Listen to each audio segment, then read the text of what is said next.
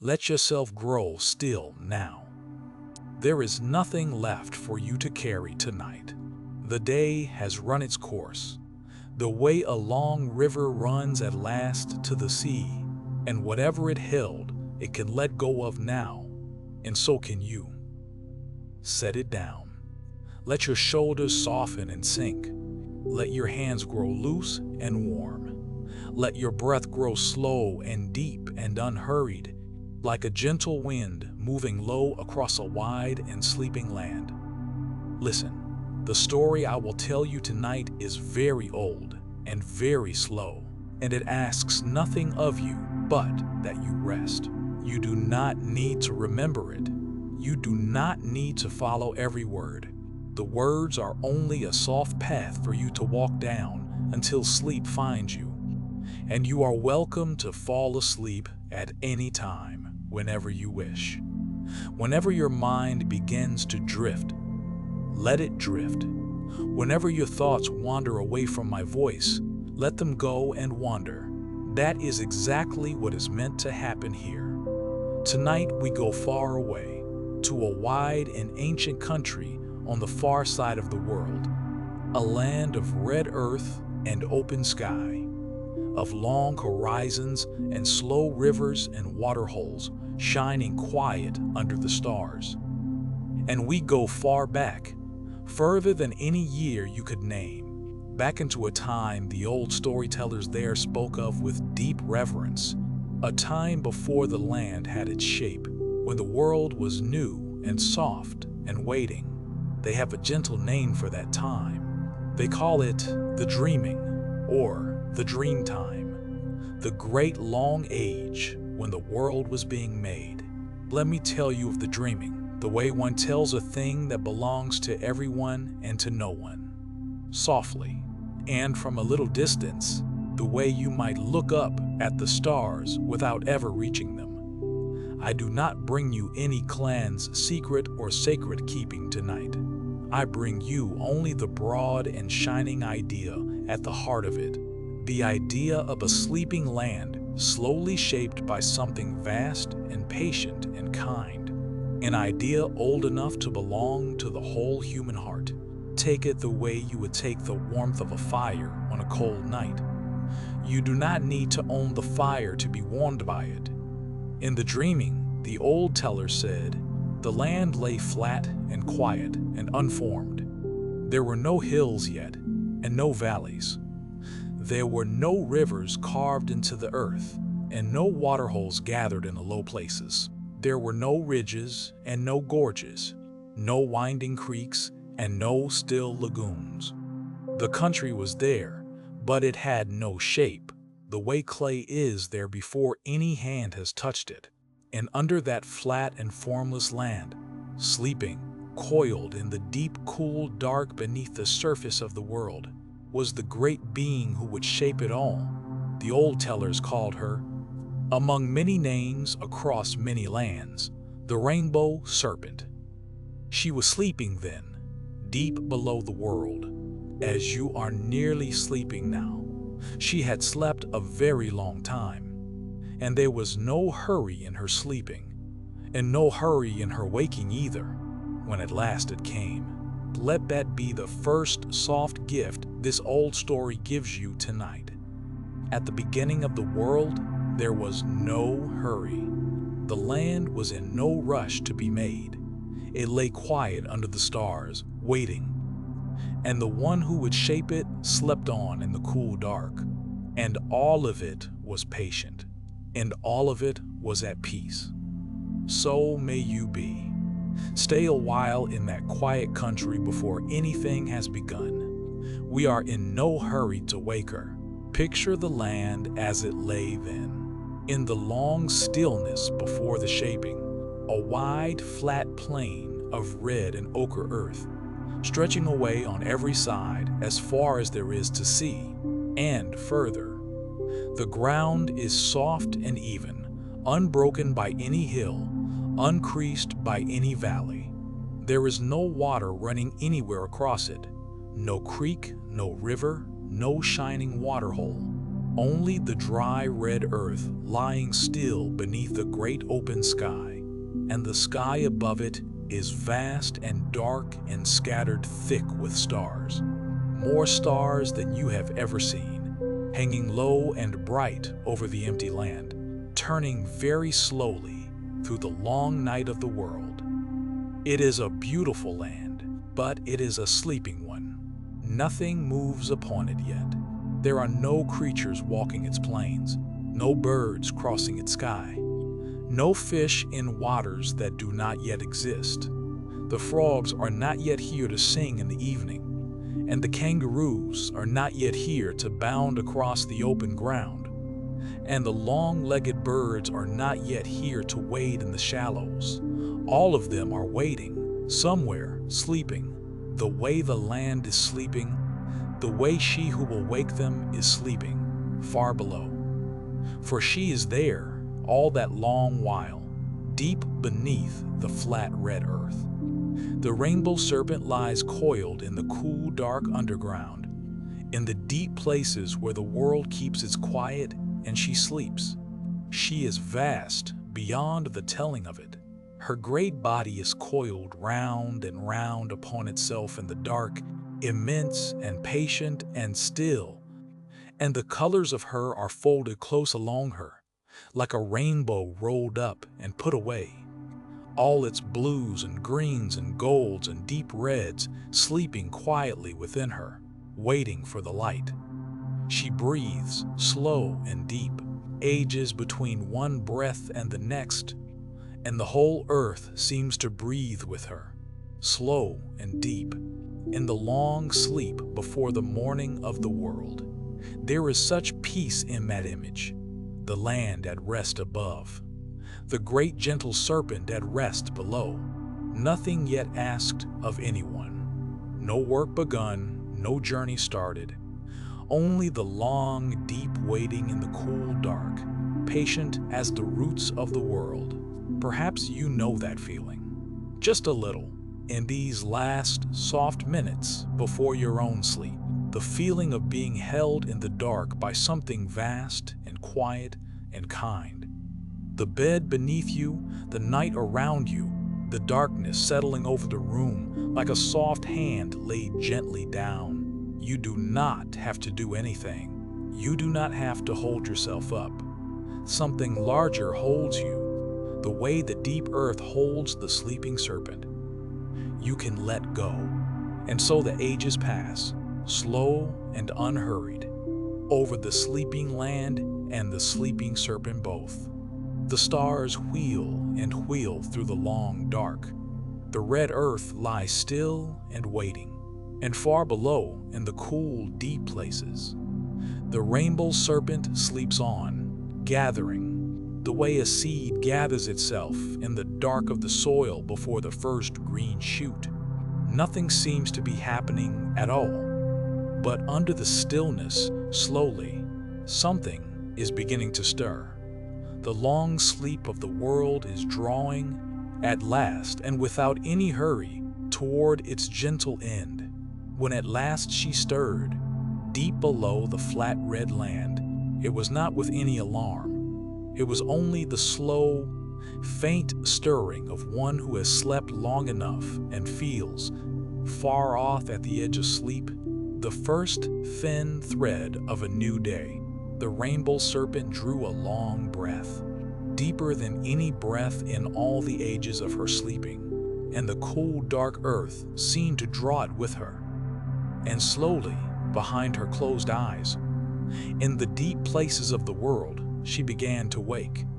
She uncoiled, slowly, in the dark, the great folds of her body that had been wound so long upon themselves began to loosen and to ease, the way a thing long held begins to open, and she felt, as she woke, the old gentle wish that wakes in everything after a long rest, the simplest wish there is, the wish to move, to rise, to come up out of the dark and into the open air. So she lifted herself through the deep places of the earth, up and up through the cool dark, toward the flat land waiting under its stars. And at last, in the first dim gray of the world's first dawn, she pushed up through the surface of the sleeping land and came out into the open. And as her great head broke through the red earth and rose into the dim morning, the very first work of shaping was already done. For where she had pushed up out of the ground, there was now a low rise, where before all had been flat. The land had taken its first mark. The first small hill of the new world stood where the serpent had come up out of the dark already. Simply by waking and rising, she had begun to give the flat country its shape. She came up onto the surface of the land, and she looked out across it, across the wide, flat red plain, stretching away on every side under the paling stars, and she began, slowly, to move. This is the heart of the whole old story, and the part to let yourself sink into now. For the shaping of the world was not a sudden thing, not a making in a single stroke, but a long, slow journey across the land, a great, patient traveling, mile after mile and age after age. The old teller spoke of the paths she traveled as her tracks or her song lines, the long, winding way she wore across the country as she went. And they said that all the shape of the land was made along those paths, slowly as she passed. So she set out. Picture her now, in the first soft light, the great rainbow serpent moving across the wide red land. She does not rush. She glides, slow and smooth and immense, her huge body winding over the earth in great gentle curves, the colors of her catching the first light and shining faintly along her. Blue and green and gold and deep rose, a rainbow laid low across the land and moving, and wherever her great body passes, the land is changed. Wherever she presses down, the earth gives way and sinks. Wherever she winds, the ground bends to follow her. She is writing the shape of the world into the flat earth simply by traveling across it, and she does it slowly, slowly, with all the patience of one who has all the time there has ever been. Do not travel with her too quickly. Let her do the moving for both of you. You stay here, warm and still and held, while the great serpent winds her slow way across the waking land, and the world takes its shape behind her, mile by patient mile, in the soft gray light of the first morning that ever was. Stay with her on her long, slow journey, for this is where the land is made, and the making is gentle, and there is deep rest in watching it. As the rainbow serpent moved across the wide, flat country, her great heavy body pressed down into the soft red earth, and where it pressed, the ground sank away beneath her into a long, winding hollow. On and on she went, her huge length gliding over the land, and behind her there opened a deep, curving channel where her body had passed, a great groove worn into the earth, winding the way she had wound, bending the way she had bent.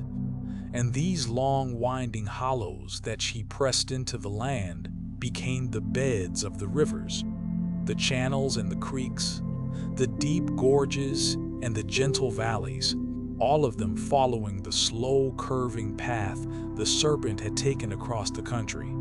But a riverbed is only a dry hollow until the water comes. And so, the old teller said, as the great serpent traveled, she brought the water with her, for she was a being of water above all, and water moved with her and welled up where she passed. Where she had pressed the long channels into the earth, the water rose and gathered and began to flow, running down the new bed she had carved, filling the winding hollows, moving and shining along the paths of her great slow journey. And so the rivers began to run across the land that had been dry, following the tracks of the serpent. Bright water moving now, where there had only been still red earth. Listen to that for a moment, and let it be the sound that carries you down. The first water beginning to move across the world. A slow, soft, endless murmur. The sound of a river finding its bed for the very first time. Running gentle over red stones, filling the quiet hollows, whispering its long, low song across the waking land. It is one of the oldest and kindest sounds there is. The sound of moving water in the dark, and you may let it run on and on beneath my voice, soft and unhurried, all through the rest of this story and down into your sleep. And where the serpent paused in her long journey, where she rested and coiled herself for a while upon the land before moving on, there she pressed a great round hollow into the earth, deeper than the riverbeds, a wide bowl in the ground where her coiled body had lain. And these deep round hollows filled with water too, and became the waterholes, the still, deep pools, and the quiet lagoons that lie scattered across the country to this day.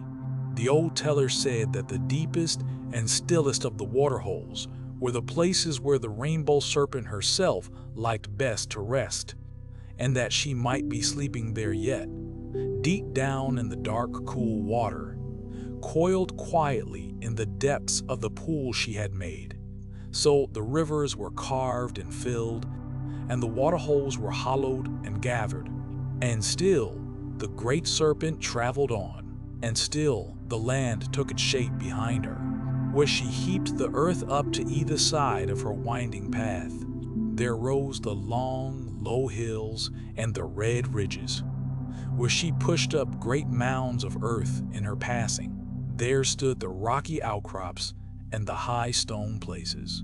The flat and formless country was becoming, slowly, a country of shape and feature, of high places and low places, of running water and still water, of hill and valley and gorge and pool, all of it laid down gently along the slow tracks of the Rainbow Serpent as she wound her patient way across the world. Let the slowness of it hold you now. There was no haste in any of it. The serpent did not carve the world in a day or a year or 100 years. She traveled and pressed and rested and traveled on, age after age, and the land was made the way all good and lasting things are made, slowly, patiently, a little at a time, with all the long ages of the dreaming to do it in. You may rest in that slowness the way you rest in the slow rise and fall of your own quiet breath. When the rivers were running and the waterholes were full, the great serpent moved on across her newly shaped country. And now she turned to the next gentle work of the dreaming, the waking of the creatures who would live upon the land. For the country, though it had its hills now, and its winding rivers and its deep still pools, was still a quiet country. The water ran and the wind moved low over the red earth, but nothing yet swam in the rivers, and nothing yet drank at the waterholes, and nothing yet moved across the plains or crossed the wide open sky. The creatures were all still sleeping, the old teller said, waiting in the earth and in the dark the way the serpent herself had waited, sleeping until she should come to wake them. So the Rainbow Serpent went among the sleeping places of the land, calling the creatures up gently into the world. She came to the rivers and the pools she had made, and the old teller said the frogs were among the first she woke, for the frogs loved the water, and the water was newly made. She woke them softly from the cool mud at the water's edge, and they came up blinking into the early light, and they filled their round bodies with air and began to sing, the first small voices ever raised across the new land, a soft chorus rising from the reeds in the evening, calling and answering along the quiet water. and one by one, slowly, she woke the others. She woke the long-legged birds that wade in the shallows, and they stepped delicately out into the new lagoons and bent their slender necks to the water. She woke the birds of the air, and they rose up into the wide sky and crossed it for the first time, their calls drifting down over the empty land. She woke the creatures that bound across the open plains on their strong back legs, and they leapt out across the red earth, light and swift in the morning. She woke the creatures that climb and the creatures that burrow, the creatures that swim in the rivers and the creatures that walk along their banks. Each she woke gently in its own time, and each came up into the world and found the place that was made for it, the water for the things of the water, the air for the things of the air, the wide land for the things of the land.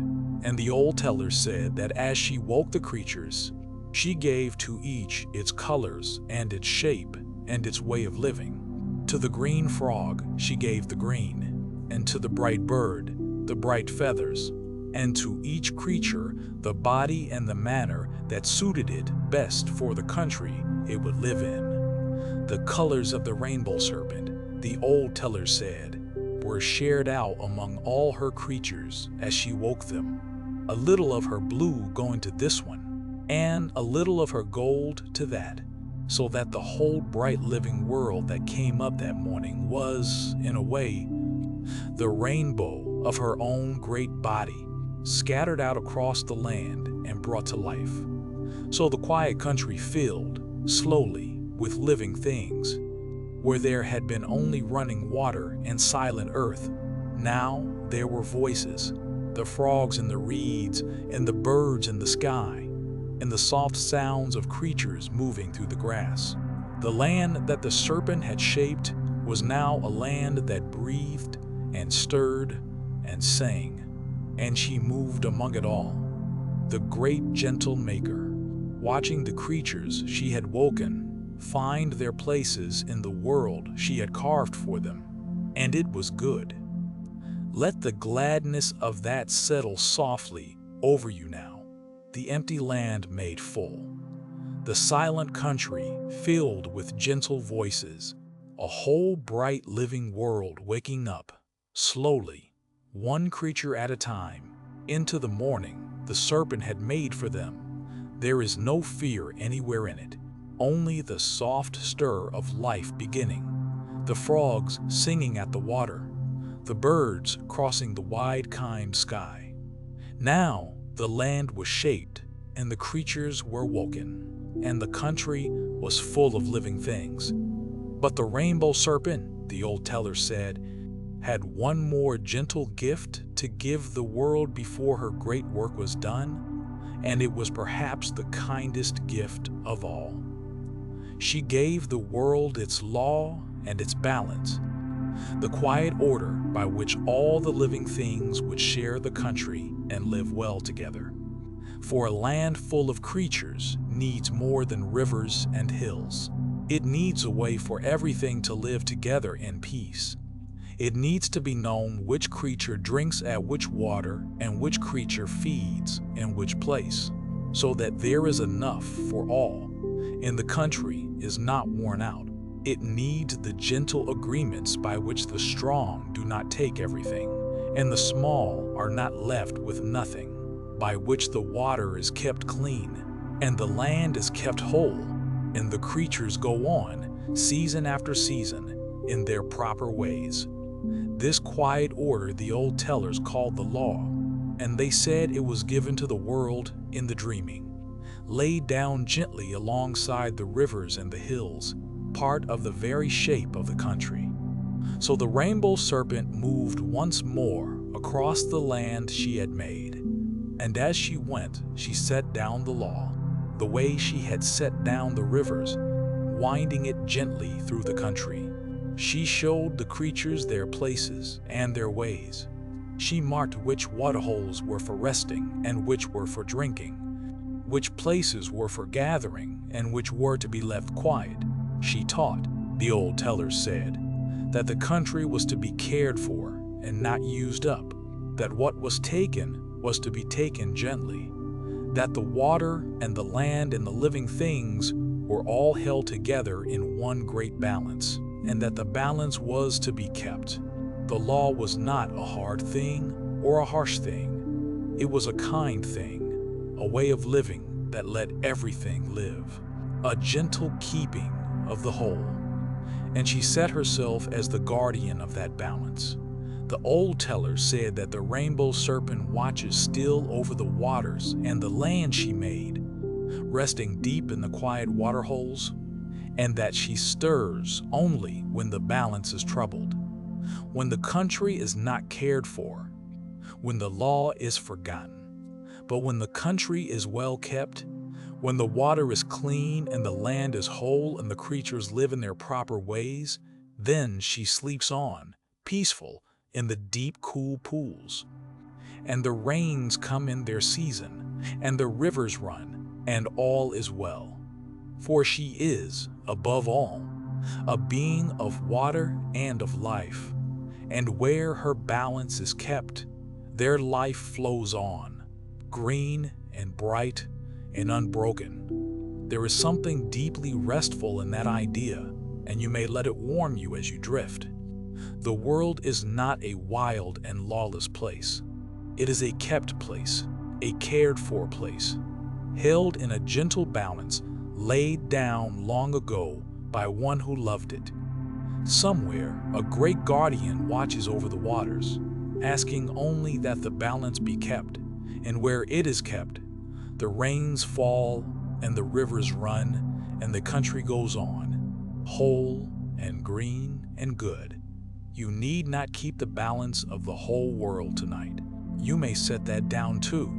It is held by someone older and patient and kind, and tonight you have only to rest beneath that keeping. So the last great gift was given, and the world was not only made and filled, but ordered, held together in a quiet and living peace.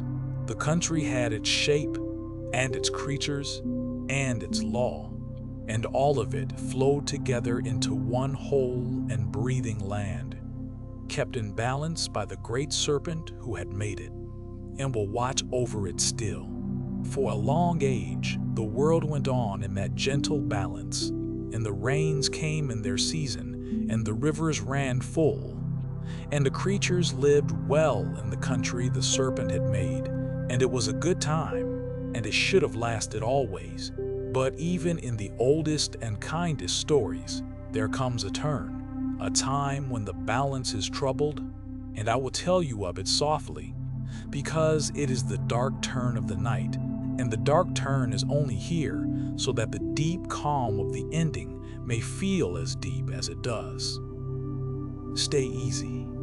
Nothing in it can reach you where you lie, warm and safe and held.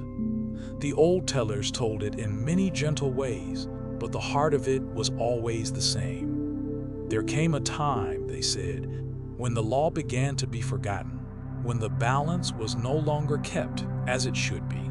Perhaps the waterholes were not cared for as they once had been. Perhaps more was taken than was given back. And the country grew tired, and the quiet agreements by which everything had lived together began to fray.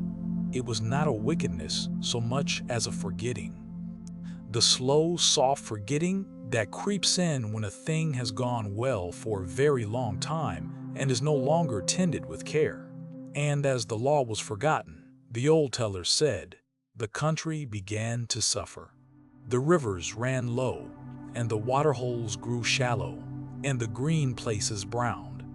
The rains, that had always come in their season, began to hold back, and the land grew dry, and the creatures that had lived so well began to feel the want of water.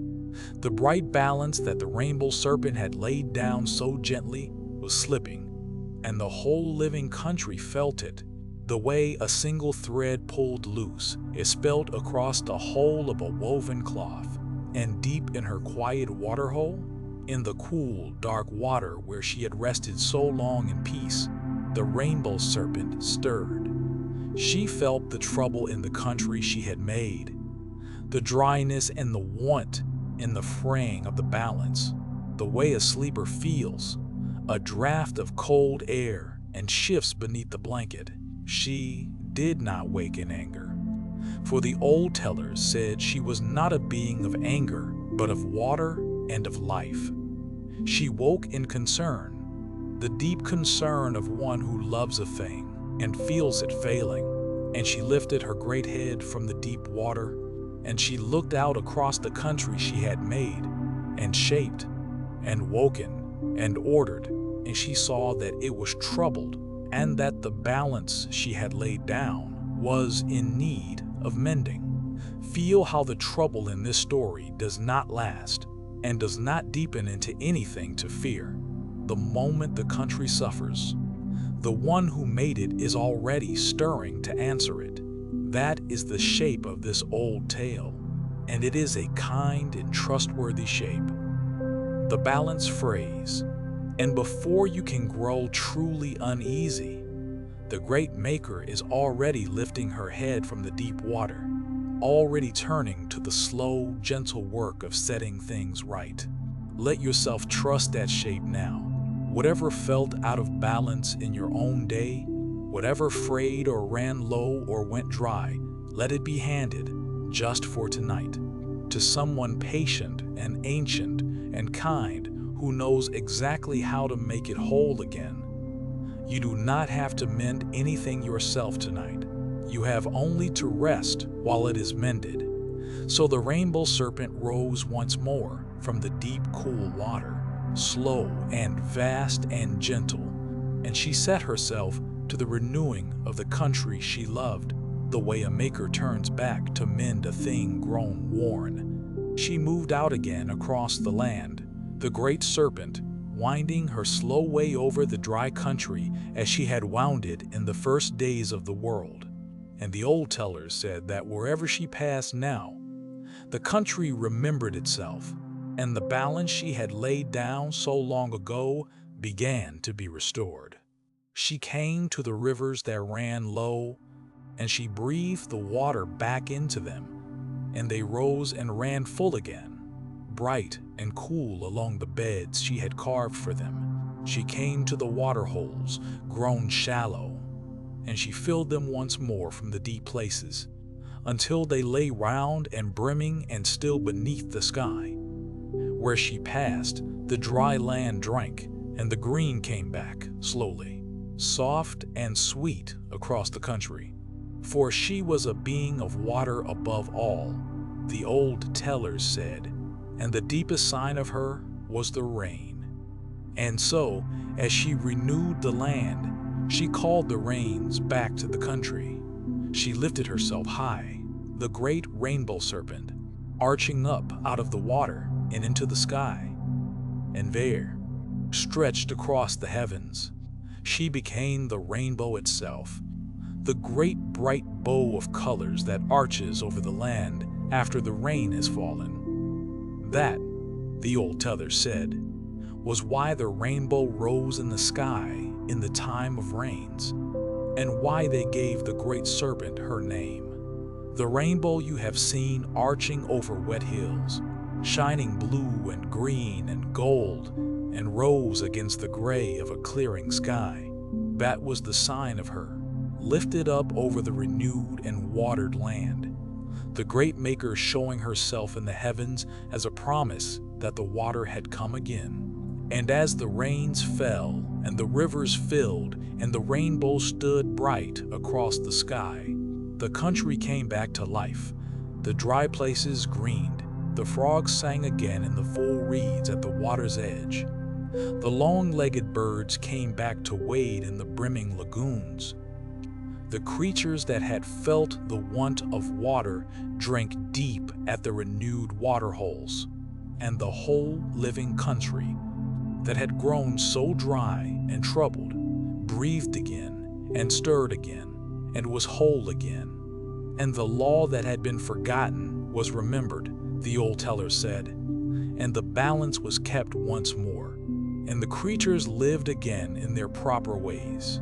gently, sharing the country the serpent had made. When it was done, the great serpent looked out over the renewed land, over the running rivers and the brimming pools and the green country full of living things. And she saw that it was good and that it would hold. And then, slowly, her great work finished once again. She went back down into the deep, cool water of the quiet waterhole, and she coiled herself there in the dark depths, and she settled into her long, watchful rest, to keep the balance from below, and to sleep, and to wait in peace. There is such deep peace in a thing made whole again. The country had grown dry and troubled, and now it was watered and green. And the wholeness was even sweeter than before, because now it had been lost a little and given back. Let that be the feeling you carry down into sleep. Whatever was dry is being watered. Whatever ran low is being filled. The rivers are running again.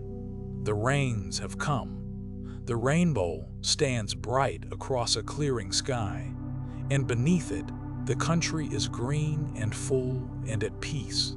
And you are safe within that peace, and you can let go.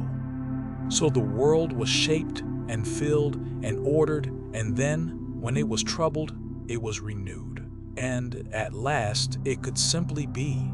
Think of how much had happened, and how slowly, and how all of it had come to rest. The land had lain flat and formless under the stars, and the great serpent had slept below it in the cool dark. She had woken and risen and traveled her long, slow tracks across the country, pressing the rivers into the earth and hollowing the waterholes and heaping up the hills, carving the whole shape of the land out of the flat red plain. She had woken the creatures, the frogs in the reeds and the birds in the sky and all the living things, and given each its colors and its place. She had laid down the law and the balance, the gentle order by which everything would live well together. And when the balance had frayed and the country had grown dry, she had risen once more and renewed it, breathing the water back and calling the rains and arching herself across the sky as the rainbow, before going down at last into the deep water to rest and to watch. And now all of it was finished, and all of it was at peace. The rivers she had carved ran quiet through the night, murmuring soft over their red stones. The waterholes she had hollowed lay still and brimming under the stars, dark mirrors holding the wide sky. The hills she had raised stood in their long, low ranges against the night. The creatures she had woken slept now in their places, the frogs gone quiet in the reeds, the birds settled in the trees, the wide land breathing slow and deep beneath a sky thick with stars, and deep in the stillest of the waterholes, coiled in the cool, dark water, the rainbow serpent herself slept on, the great gentle guardian keeping the balance even in her rest. There is a quiet teaching folded into this old story, and it is a gentle one, and you do not need to hold it, only let it warm you as you drift. It is this: the world was shaped by slow and patient traveling, not by haste. The serpent did not make the land in a stroke. She wandered it, mile by mile and age by age, pressing the rivers in gently, hollowing the pools gently, waking the creatures one by one, laying the balance down with care. And then, her work done, she went down into the deep water to rest. And her resting was not an ending but a keeping, the quiet, watchful sleep of one who holds the whole country safe from below. Making and resting in this old story are not opposites. The maker rests in the very heart of what she made, and her rest is what keeps it whole. So, when you sleep tonight, You are doing the oldest and kindest thing the world knows how to do. You are settling, like the renewed land, into your own deep rest. You are going down, like the great serpent, into the cool, quiet dark of sleep, to be held there and kept there through the long night, and to rise again renewed in the morning. The rivers of your day have run their course. The country of your day is shaped and finished. The balance is kept by someone patient and ancient and kind. And there is nothing left for you to carry now. Nothing left for you to mend. Nothing left for you to hold. It is all done, and all of it is resting. And so, now, may you. Let your breath go slow and deep, the way the great serpent breathed in the deep dark water, ages between each breath. Let your body grow heavy and still, the way the hills grew still after she had raised them. Feel the steady ground beneath you, shaped and settled and sure. Feel the wide, kind sky above you, scattered with its patient stars. The rivers are running soft in the dark. The waterholes lie still and brimming. The creatures are asleep in their places. The rainbow is folded quietly away until the next rain. And deep below, the great gentle guardian sleeps, keeping the balance, holding the country safe, as she has held it since the first morning of the world. There is nothing left for you to do. The land is shaped long ago. The rivers are carved and filled. The creatures are woken, and the law is laid down, and the balance is kept. The country is made and filled and mended and good. All of it is finished, and all of it is resting. And so, now, may you. Let my voice grow faint. Let the words blur softly into the dark. Let yourself sink, slow and deep and warm, down past the last thin edge of waking, into the still, cool quiet where everything began. Sleep now. The land is whole.